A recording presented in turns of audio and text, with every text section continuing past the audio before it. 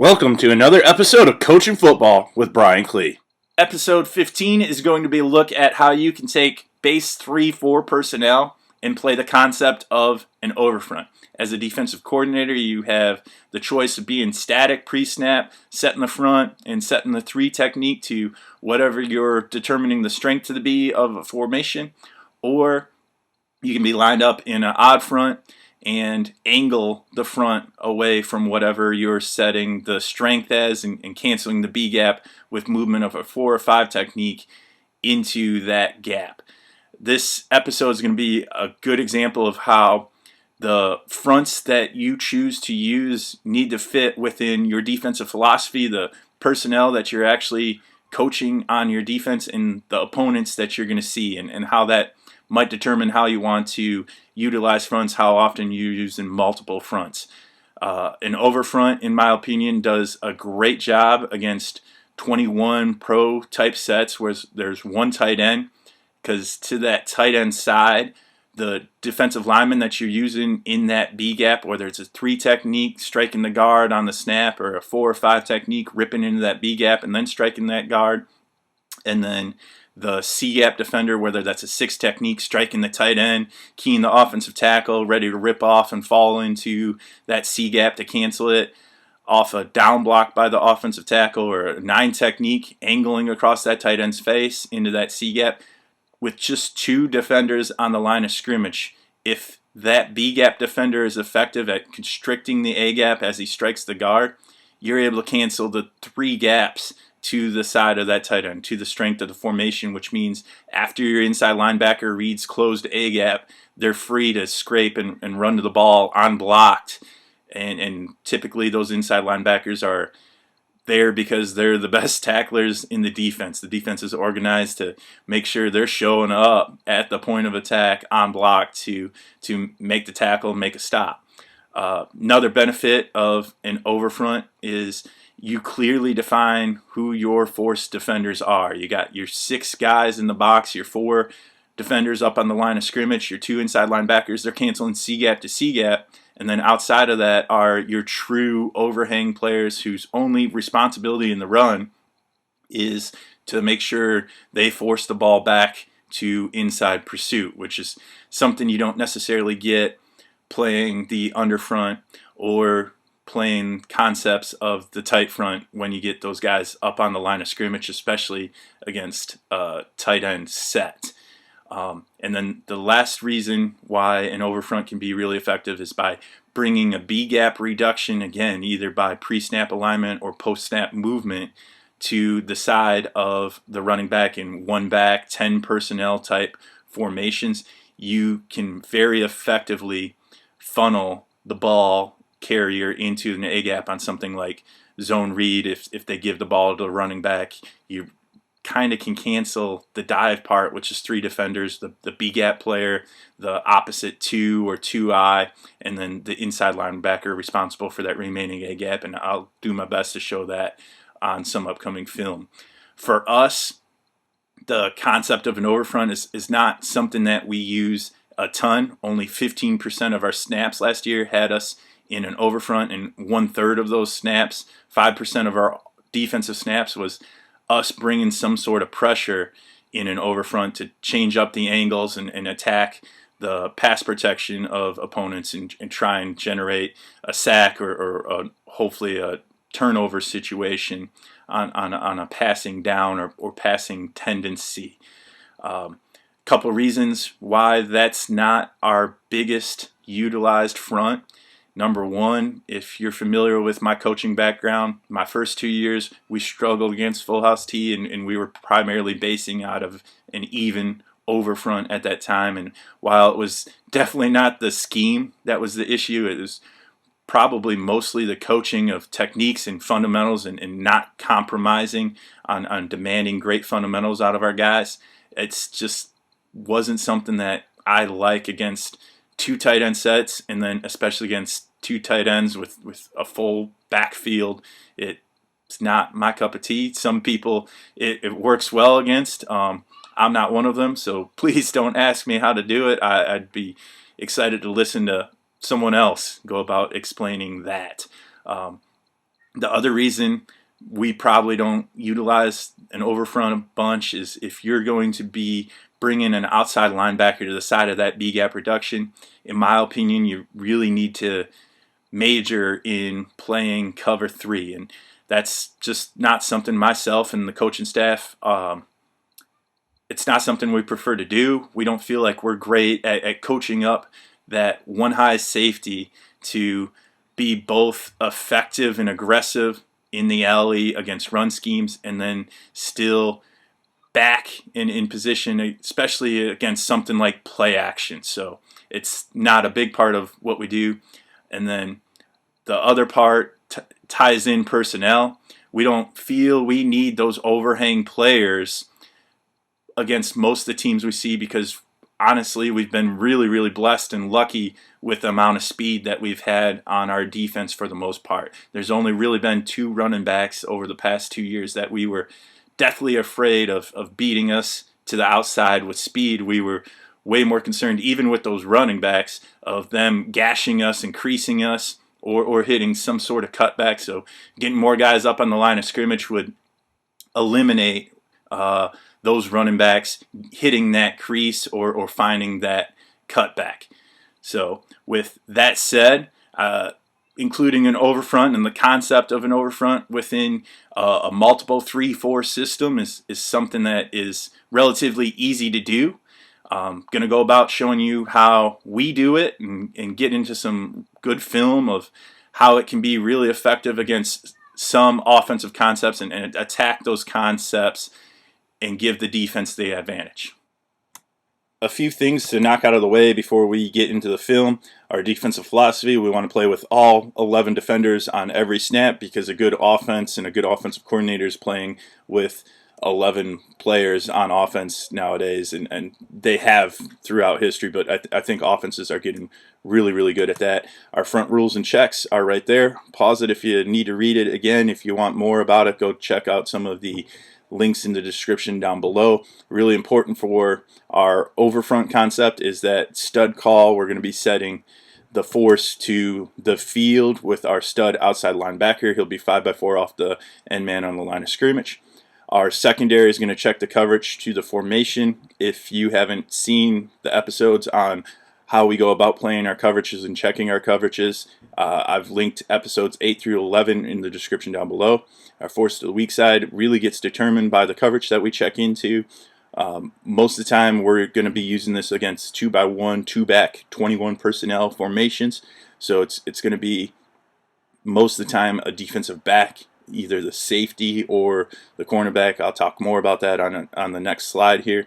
Our free safety becomes an adjuster against these 2x1 formations, and our down or deep safety is going to be playing almost exclusively to the boundary minus some sort of trips formation. Our strong side alignments in the front are going to be set first to a tight end, then to an offset back, then to the numbers, and then to the field. Those alignments are a 6 technique and a 3 technique. Our weak side alignments are going to be a 5 tech and a 2 technique. We have played as both a 2 technique and a 2-eye. I think it's relatively easy, all things considered, especially if you have a big, strong kid relative to the guard he's going against, to play that head-up 2 technique. And since we play our 0 technique quite often in a 2-gap type situation where he's playing a leg technique, he's going to get reached, and in this case that means he'll fall behind into the gap. It's harder on the inside linebackers to play with that 2 technique because their gap's not truly declared until the blocking scheme starts to take place. So we've played a 2-eye when our inside linebackers need that help. And then those inside linebackers, they're 30 techniques unless they're playing force. Then they wide into a 40, 50, or 60 technique, and they make a quick tank call to make sure that the A gap is closed inside. So against a 2x1 pro formation, we're in stud force to the field. We're man on both sides because we got 1 detached. And on the boundary side, our down safety is playing force. There you see our free safety. He's going to be aligned and cheated towards the number 2 receiver. So he will end up working towards the boundary against a 2-back set if they put the tight end into the boundary. If The wide receiver here on the boundary side would go in motion and give us a twin set. The free safety would follow that, and now we would be in our read coverage over here, while over on the boundary side, our down safety would rock back to a deep alignment, and the corner would replace him as force. We would be in our hard cover 2 on that side. Against 2x2 flex, just to kind of give you another look at another formation, how our rules are aligned. We're in stud force on the field side. We're in man because the split of 1 and 2 is quite wide. We got 1 detached. On the boundary side, we've got 2 detached, and we would be in our read coverage based on the release of number 2. We would declare number 2 in this picture as a flex tight end. So our 3 technique is to that side, and we've got a 2 to the backside. The reason if our inside linebackers can handle it at all, the reason I like that 2 technique is it's much harder for the guard to completely block that 2 technique as opposed to having an angle on like an ISO or some sort of power counter, something where a down block lets that guard one-on-one have an angle on our tackle in this case in a 2 high or even in like a 1 technique for people who play their over front with a 3 and they consider a 1 to be a shade on the center. First 3 clips are going to be from back in 2015, my first year as defensive coordinator. We based out of a 4-2-5 over front, so we got our 3 techniques set to the field. We're in stud force. We got a 2 eye on the boundary. We're in our read coverage to the field, and we were manned up in this game to the boundary, making that will linebacker technically the force player. What I like about the overfront here is if your 3 technique and your 2 eye can reset the line of scrimmage, that limits the cutbacks by the running backs, and you're eventually going to get one of your linebackers able to 2 gap. Right now, that 2 eye is blocked by the guard. The running back really only has one place to commit on his path unless he makes a drastic cut into this A gap, and ultimately our stud linebacker would be able to fold in on that so that running back's forced to the B gap, our will linebacker's there, and we get a couple guys to the ball. Let's get to the end zone shot. So again, if there's not a read involved, you got 6 guys for 6 gaps. See the 2 eye on the snap. Combo has to happen fast. Our MAC linebacker, if he could dip and rip and be really downhill, even though he's A gap on the strong side, where that ball carrier is committed, because our 2 eye is really controlling both A gaps with how fast that center felt he had to climb. Our MAC linebacker could get over, and now we would be bracketing that running back. We're really kind of able to 2 gap that MAC linebacker. Next clip, I believe now they stay on the 3 technique side. We're going to have jet motion here. Exact same alignment. And you can see our 2 eye attack the center on this particular snap. We must have had a call on. Our 3 technique is definitely up the field, ends up making contact in the backfield. That ball carrier was aiming for B gap. He had to cut back into A gap, and even if he would have, we have our MAC linebacker completely unblocked. Check the end zone clip super fast. So if we can get penetration here, there's no way we can hit B gap. The offense can hit B gap. Our linebackers are doing a great job of ignoring the jet sweep. That doesn't matter. B gap's closed. A gap is available. Our MAC linebacker's there. Our will linebacker knows that the B gap late ends up being controlled by that 2 eye. He's got that entire space between the center and the tackle after the guard climbed on the combo. And our 3 technique makes a nice play. We get a couple more hats to the ball. Our stud linebacker folds in. We're in real good shape. So the answer to that is to run some sort of quarterback play offensively. And they end up coming with a quarterback follow, a quarterback ISO at our 3 technique here. And we get the same thing going on. 3 technique definitely controls B gap. Our 2 eye on the backside is controlling his A gap. Right now, our linebackers are understanding that that guard, unless some sort of really drastic cut happens, which it can't because our 2I is getting nice penetration here, that will linebacker can get across that guard's block and end up bracketing the lead block of the running back. You see our Mac linebacker on one side, Will's on the other. Definitely a little cutback that becomes available late, but our Will linebacker keeps working downhill, and we give up only 1 yard on the play. Don't know why our guys are struggling lining up. Here we go. 3 tech has his B gap. 2I has his A gap. Right now, our Mac linebacker can pull his trigger, get downhill, hit this with his right shoulder, his inside shoulder, and our Will linebacker's over the top. And he's able to be over the top. This is the important part.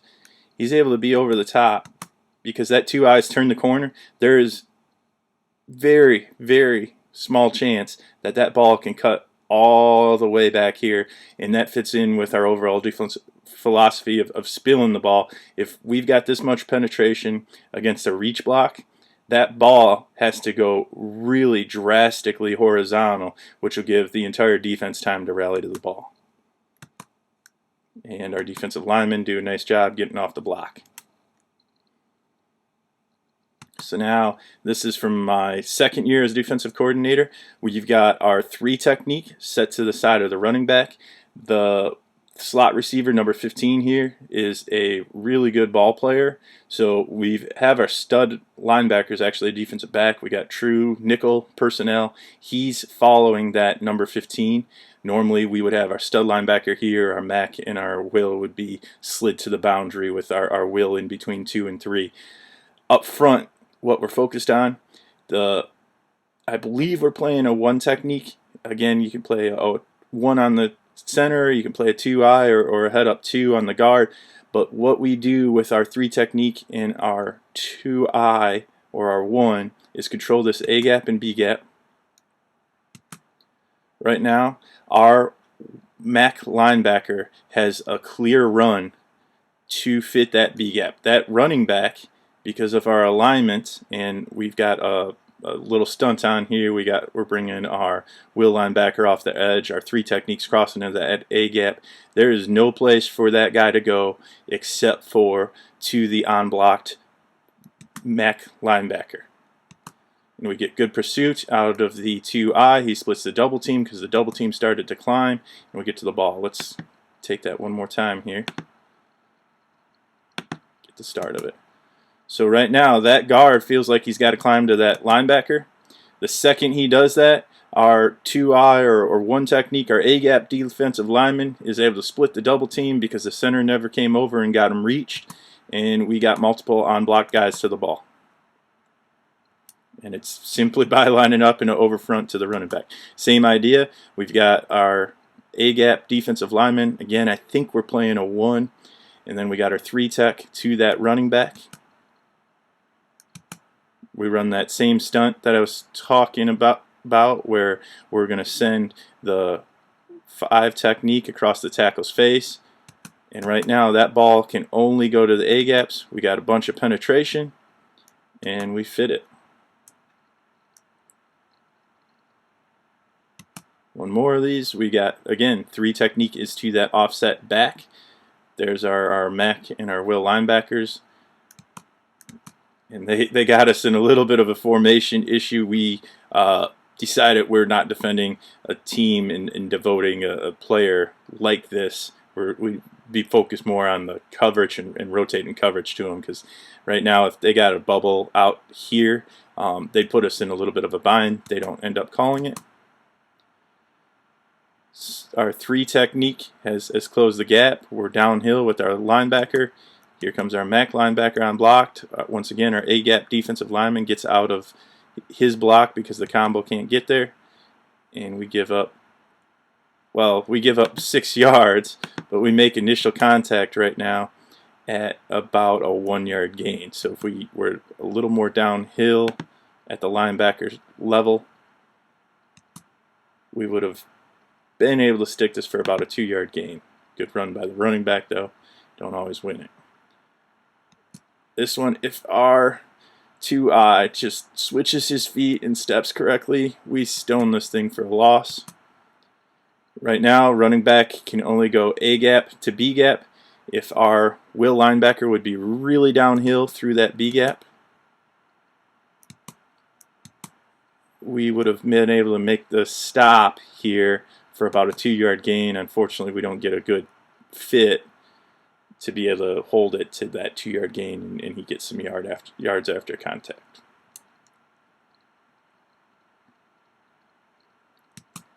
So now one more concept within playing the overfront.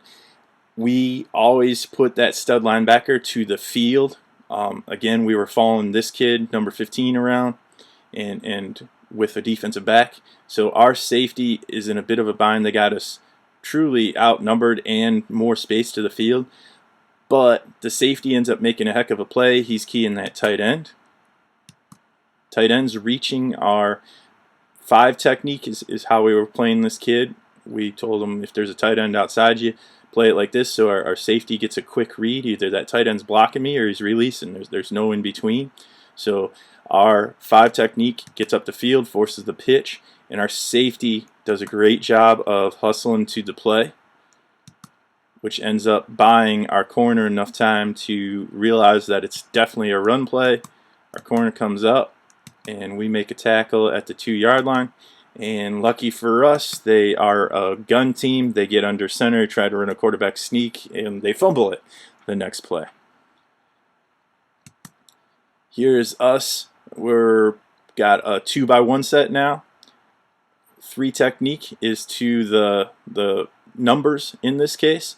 Our stud linebacker, our MAC linebacker, our will linebacker. And our 3 technique does a great job getting upfield. Controls his gap, forces the ball up in the A gap, and we get multiple guys to the party. See our linebacker coming downhill. Real nice job by Christian there. And our MAC linebacker, we also keep him clean. And this is us getting a 2-for-1 right now, where because of the play by the 3 technique forcing that thing back, that guard pulling is never able to get out, and that ball has to cut back big time. End zone shot, 3 technique, that ball has to cut up now. There's no lead blockers left. We've got 2 linebackers and a defensive end coming across, and we stick it for a no-yard gain. So now we are playing a team. They're running, this is Brandywine. We've got our stud is actually to the boundary here. We felt like with their speed, we wanted our safety to be rolled down to the field side. He's coming up. He's going to be able to force and set a hard edge. There's no chance for that ball to get out. We get a hold on us somewhere and make it tackled for a 3-yard loss. I believe it's our defensive end defensive end is controlling his C gap. He's upfield. Our 3 technique was able to beat the guard because of alignment. He's not reached. The ball carrier really has to bubble. We got good pursuit out of about half our guys. And good pursuit angles from the other guys. Their effort, their speed could definitely be better, but we get a nice 3-yard loss on 2nd and 7, bring up 3rd and 10. Here we are against boot pass. Safety could do a better job of being outside leverage on this tight end as he releases. Our 5 tech got off the ball really well. We knew boot pass was a thing that they do, especially 2-point conversions. And the quarterback's not able to get a great throw off. Again, the perfect leverage on that would be walk down safety here, or our stud linebacker outside leverage, inside linebacker, inside leverage, and then safety over the top. Obviously, on a 2-point, that safety on the top needs to be able to play over the top. Here's a great case of a strike by our 2 on the guard, controls his A gap, and makes a good tackle from behind. And we were in this front because we wanted to funnel the ball to A gap, what we had on the scouting report from the previous year playing these guys, and a couple end of season game films that we had and whatnot. They struggled when the ball hit the A-gap on the run. If it cut back to A-gap, it was a bit of an issue. Right now, our 3 technique on the strong side bottles everything up. We got our will linebacker was B-gap, but because the guard's block was canceled really quickly by our 2 technique, he's able to get in on the tackle, and we got a 1-yard loss.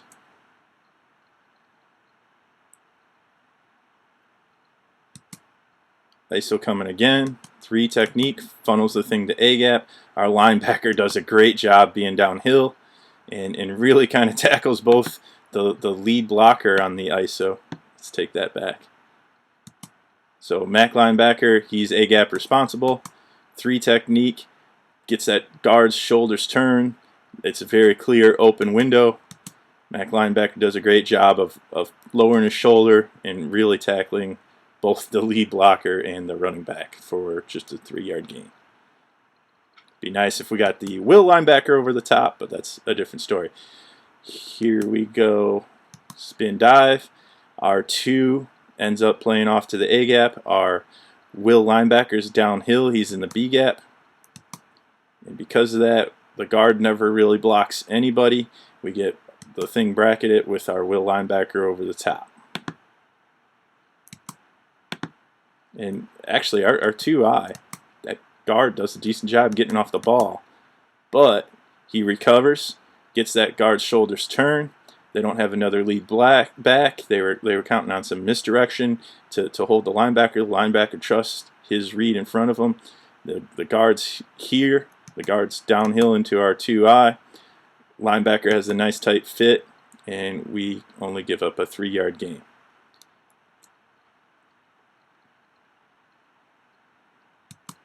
Another ISO coming.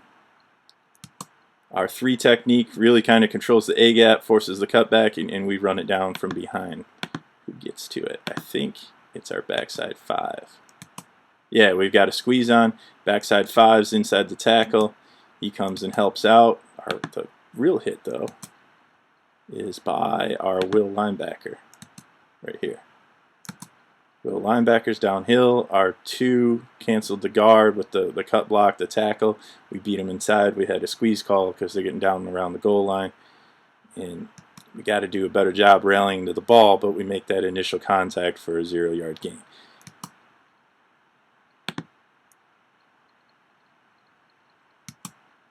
Here comes option. We've got the inside gaps canceled.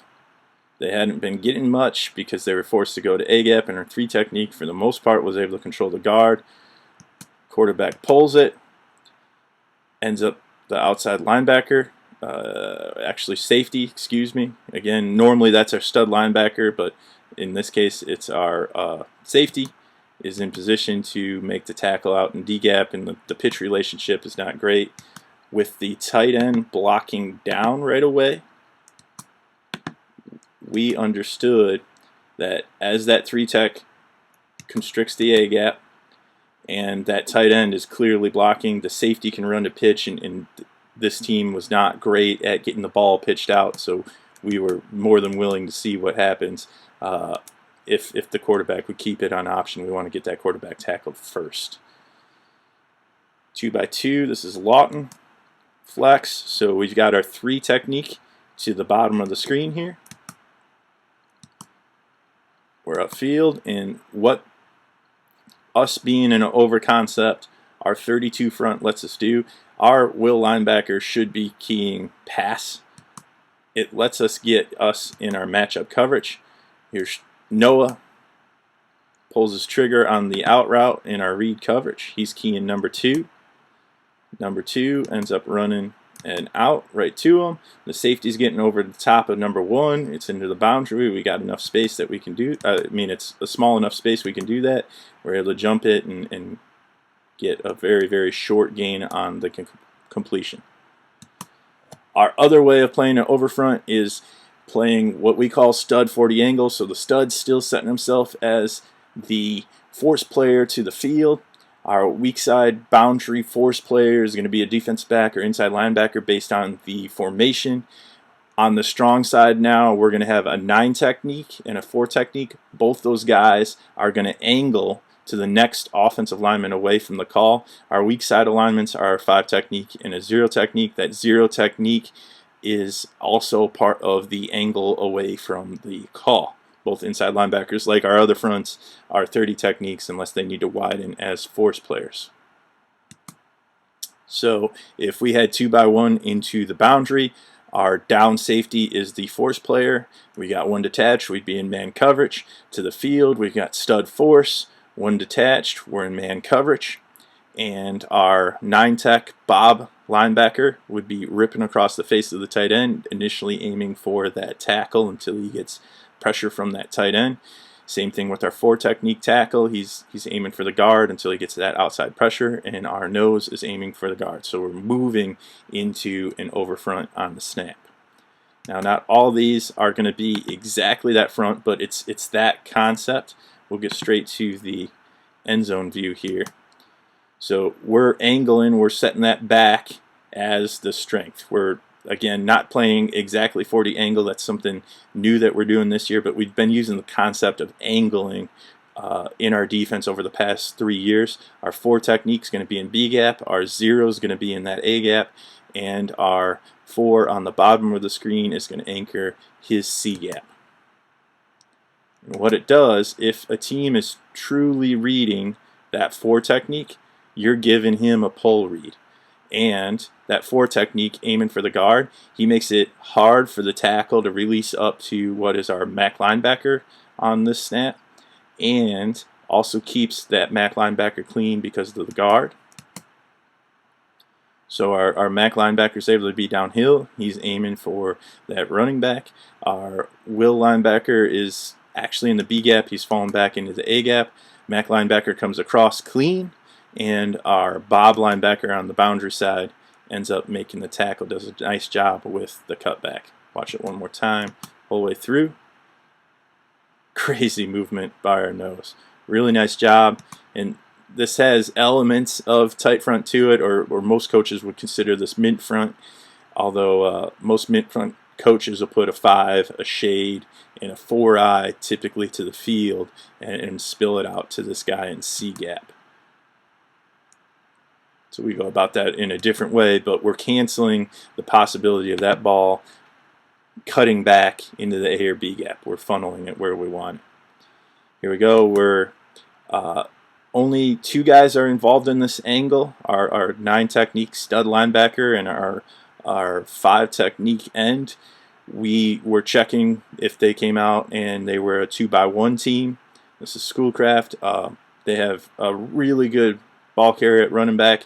So we got our safety again walked up on the field side, and our Bob linebackers off. If they would come out the other way, our Bob linebacker would be off. Safety would rock down. Our stud linebacker would be where the safety is lined up right now. Both the 9 and 5 are stunting inside. The releases up to the second level are not great. We are clean, especially at 5 technique. He's inside the guard. Our nose does a great job of holding on to things, and us running it back, getting a bunch of guys to the fullback trap. Just big collisions in the backfield, and that ball has no chance to get going anywhere. Another inside zone. This clip started slow, so we'll get to the end zone shot. So we are setting that running back as the strength, and we're angling away from that strength. Do a great job splitting the combo with our 4 technique on the bottom of the left side of the screen. Our nose has set and anchored that A gap. Our MAC linebacker right here knows because he's initially a B gap guy, but is able to fall back with the flow of the play, and now we got this thing gapped up where our MAC linebacker is going to be able to get to the ball. It'd be great if our 4 technique would have trusted what we coached him to do all week. He could have got a tackle for loss there, and our Bob linebacker comes in and makes a pretty solid stick. That's Brendan. Brendan and Cody get to this, our MAC linebacker, our Will linebacker, and just a bunch of hats. Real good pursuit by our guys. Here we've got, I don't know if everybody angles as they're supposed to. Yeah, we don't get the angle out of the nose that we want and out of our tackle. We've got, once again, our safeties are rocked down to this, where that's our free safety and that's our deep safety. I believe this year we were playing just left and right side. Our stud linebacker is inside. Our 4 technique is inside his tackle. We cancel both those gaps.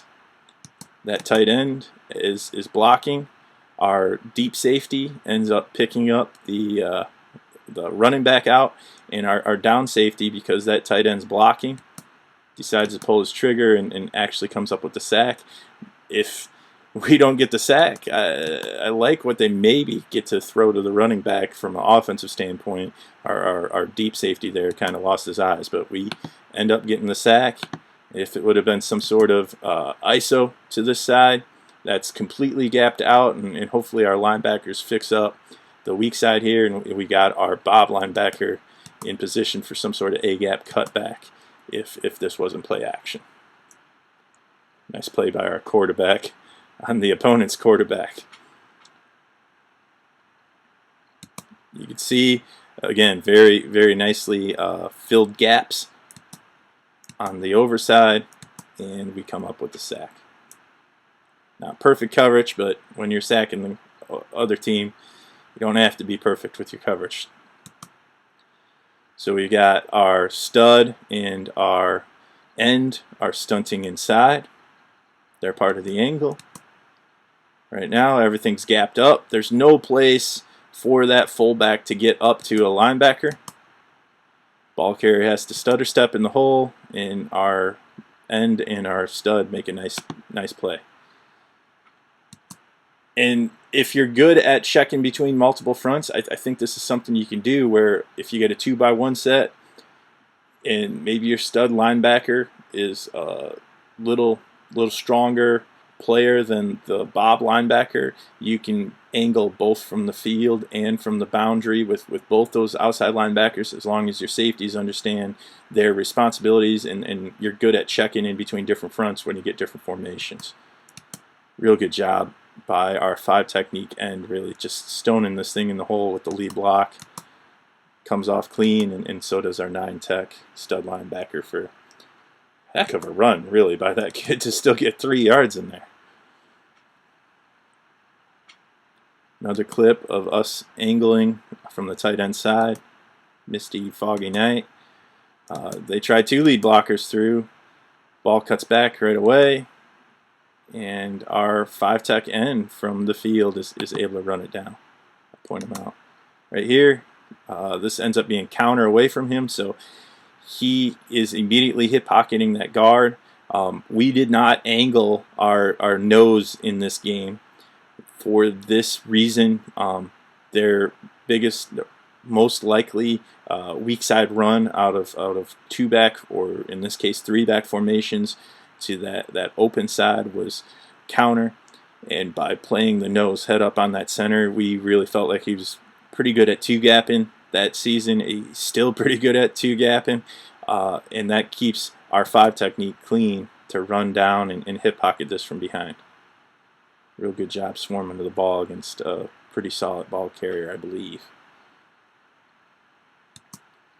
Here we are, 32 to the field.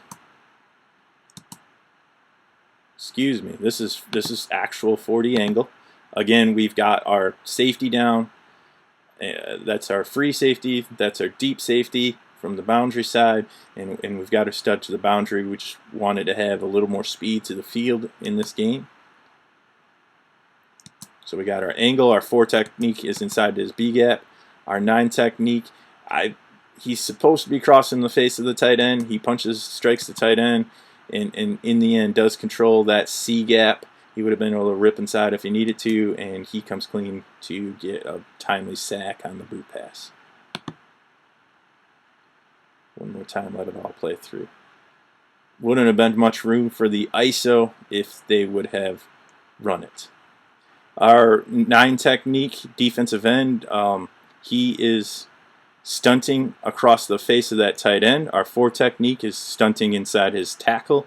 They're part of the angle. Our nose is going to the weak side A gap. Right here, you see our 4 technique. The guards release up to our MAC linebacker is not great, so he's able to continue to stay unblocked and run downhill. Our free safety's walked up. He's playing force here. Does a decent job of making contact 3 yards in the backfield. The ball carrier's still at about 5 or 6. If we could set the edge a little bit harder, in my opinion, watch the free safety here. If this kid attacks this a little bit more outside and just making sure the ball cuts back, we get this for a 2 or 3 yard loss. Our deep safety from the boundary side, he does a great job of running the play down for a 1 yard gain. And he's able to do that, again, because get it right here, our 9 tech is clearly giving him a run read right now. That tight end, good eye discipline out of our deep safety. That tight end's definitely blocking. Definitely blocking. All right, put my foot in the ground, start running. Fix the force player and turn it into a 1 yard gain. A lot of running for just 1 yard of positive yardage. As always, guys, if you Next have questions or clip is counter comments, please GT. leave them down below. I'll get back to you as quickly as possible. Check me out and follow me on Twitter at Coach Klee.